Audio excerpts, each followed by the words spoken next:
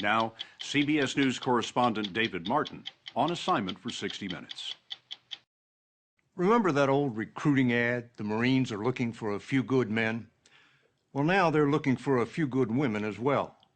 The Armed Services have been ordered to open all their ground combat units to women by the end of this year, or else give the Secretary of Defense a good reason why not. For the Marines, that means accepting female volunteers into their infantry officer school to see if they can make it through the grueling 3-month course.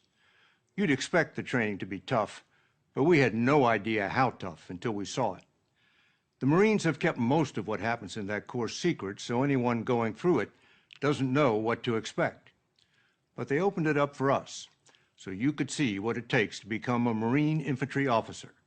Male or female, it doesn't matter, because the demands are the same. Can women do it? Take a look and judge for yourself.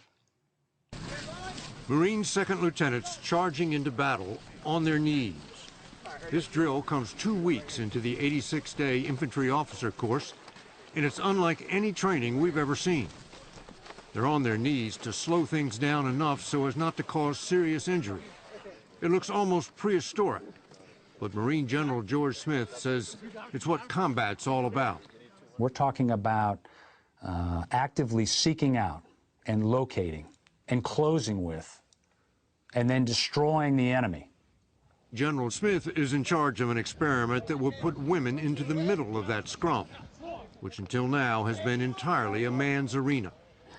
Second Lieutenant Melissa Cooling wants to be one of those women. But before she can start infantry training, she has to pass what's known as the Combat Endurance Test, a 14-hour marathon of physical pain and mental stress, which includes everything from basic pull-ups to land navigation and an obstacle course. All of that spread out over 16 miles. She knows she's facing longer odds than any of the men here. In the last 2 years, 20 women have gone before her, and only one has passed the test. You knew what the odds were. If you look at the odds all the time, you're never going to achieve anything.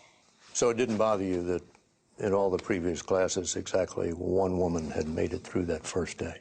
No, that doesn't bother me because she's not me, so, and none of the other women are me. I try to not think about it as, well, I'm a girl and I'm going to perform like all the other girls. I just try and focus on performing like Melissa.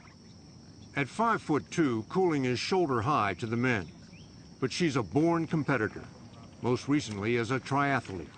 She also happens to have a degree in biomedical engineering and a brother who preceded her into the Marine Corps.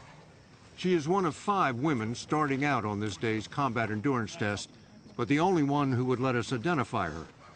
Cooling may have to climb to get to the pull-up bar, but once there, she can gut them out. Pull-ups are supposed to be the bugaboo of all women because of upper body strength. Yeah, that's one of those myths that's out there. Women can't do pull-ups, but we have it on video now. We can do them. But can they perform all the tasks required of an infantry officer? That's the question General Smith is trying to answer. This is the most physically demanding job, if you will, in our United States Marine Corps. Does size matter? I think size does matter, especially when you're talking about the ability to march under load. So how much does a Marine carry when he's got his combat load on? Well, it's mission dependent, but I will tell you that it very likely exceeds 100 pounds and probably gets up above 130 pounds in some cases. That's more than Cooling weighs, but there are no allowances for size. We could make the bars lower, David, but that's really not the issue. The issue is the realities of combat aren't going to change based on gender. The enemy doesn't care whether you're a male or a female. And neither does the weather. With temperatures in the upper 90s, some of the men are dropping from the heat. This combat endurance test is taking place on the hottest day of the summer. And for Cooling, it's made worse by injury. I rolled my ankle at the very at the very beginning. It definitely stunk. So you just ignored it? Yep, you just ignore it and you keep moving. Others are fighting muscle cramps. But the most difficult part of the test for everyone is the mental challenge of making good decisions despite physical exhaustion. They're not allowed to speak to each other and never know what's coming next. A written exam or a 25-foot rope climb. Fundamental to that course is that sense of uncertainty, much like combat. Do they know what they have to do to make it through that first day of the combat endurance test? They don't. So how do they know how well they're doing? They don't. That's part of the uncertainty. They don't even know how much time they have, which makes stopping long enough to eat or drink a calculated risk. I made some poor decisions by not eating more during the test. And that's part of the test? That was the biggest part of the test that day for a lot of people, because I know there were a lot of guys in my group that are PT studs, and they went down with heat cases and cramps and whatever else because they weren't eating enough. For most Marines, and especially the women, the make or break point in the combat endurance test is the obstacle course. Some of the men are big enough and strong enough to sail through it. Others are struggling. Melissa Cooling gets off to a good start. I just looked up at it and I was like, all right, I'm definitely gonna get this. This is mine, and I made it mine, and I did a little happy dance in my head. But her strength is giving out, and each obstacle seems more daunting than the last. She has to will herself up and over. Well, I stared at it for probably a solid minute, you know, working up some courage to just go for it. She finally gets her legs up. But then she comes to the toughest obstacle, that 25-foot rope. I was a little nervous about the rope because there is a part of it, too, that's your grip strength. She gets halfway up, but can go no higher. So my first thought was, oh, crap. So I tried to grab onto the rope so it didn't hurt when I fell, and then I looked up, and when you look up after you fall, it looks like it's a 1,000,000-foot rope after that. How many more times did you try to get up? I think there were 2 more times, then that was it. Starting before dawn, we hiked all 16 miles of the combat endurance test with Major George Flynn. By the end of the day, 20 men had dropped out. And how did the women do? They pushed themselves, always saw a max effort, and they hung in there. But did any of them make it through? No, they did not. That's the combat endurance test at Quantico, Virginia. Where's our first victim? Where's our first victim? We also traveled to Camp Lejeune in North Carolina to see another experiment the Marines are conducting, this time on the enlisted side. Female privates straight out of boot camp are now given the chance to volunteer for the enlisted infantry course. That's a chance in a lifetime, and if I know I can physically make those requirements and get myself there, I thought, why not? Nisa Jovel is a powerful enough athlete that she tried out for her high school football team but was not allowed to play. Judging how she handles the obstacle course, you'd have to say that school missed a bet. You pretty much aced it. Thank you, sir. And you were just muscling it through. I was. And then you get to the end and you got to go up that rope. Yep. Muscled that too. Jovel is one of 122 women who have made it through the enlisted course. Bragging rights right here, let's go. That's a 34% success rate compared to 0 for the female officers. But the enlisted course is not as demanding. For one thing, Nisa Jovel didn't have to climb that rope with her pack on, the way Melissa Cooling did. Now you've been through this training. What's your own opinion about whether women can serve in the infantry? My opinion would be that it would be pretty difficult for them. We're just, unfortunately, physically, we're not built for it. And I'm not saying that we can't do it, what they do, but our body structure is different. So what is it really, physically, that you think? Honestly, it was really just carrying a lot of weight and learning how to move as fast as you can with it. It's what, bone density that wears you down over time? It's mainly hips that affect us. Hips? For females, yes. So how does that play out on a 15K or a 20K?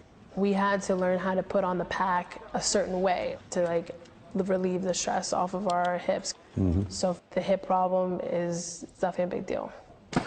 Back at Quantico, the second lieutenants who made it through the combat endurance test, all of them men, are now 2 weeks into the 86-day infantry officer course. If he shows pain, finish him. By now, Major Scott Cuomo says every one of them has suffered some kind of injury. There's not a guy here right now that's not hurting in some way, shape, or form. Well, you can see it. One of them, the guy broke his nose last Friday. Nobody cares. Is he going to fight today? Yeah, nobody cares.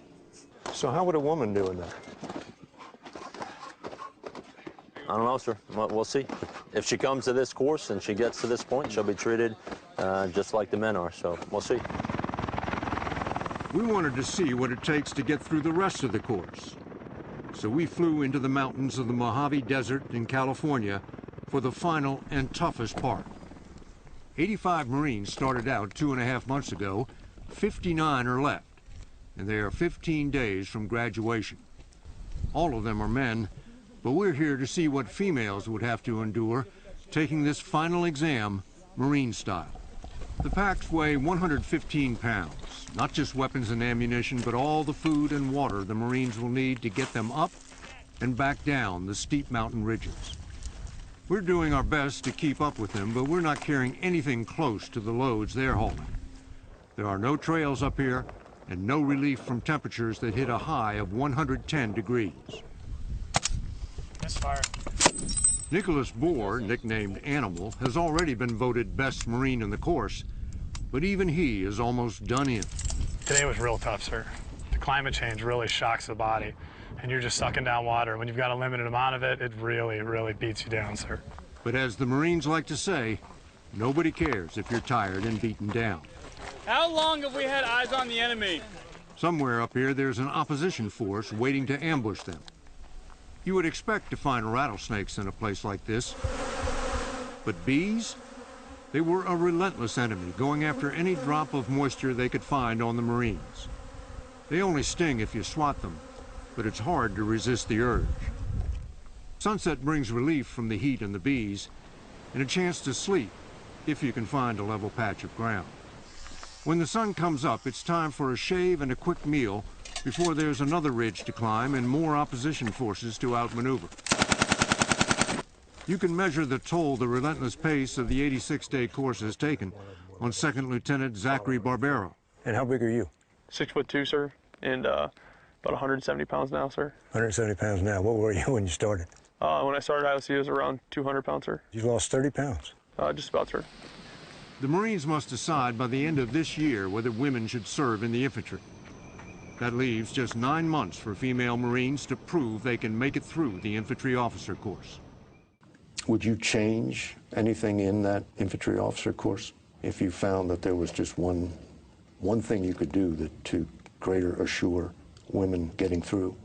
David, I think the infantry officer course is designed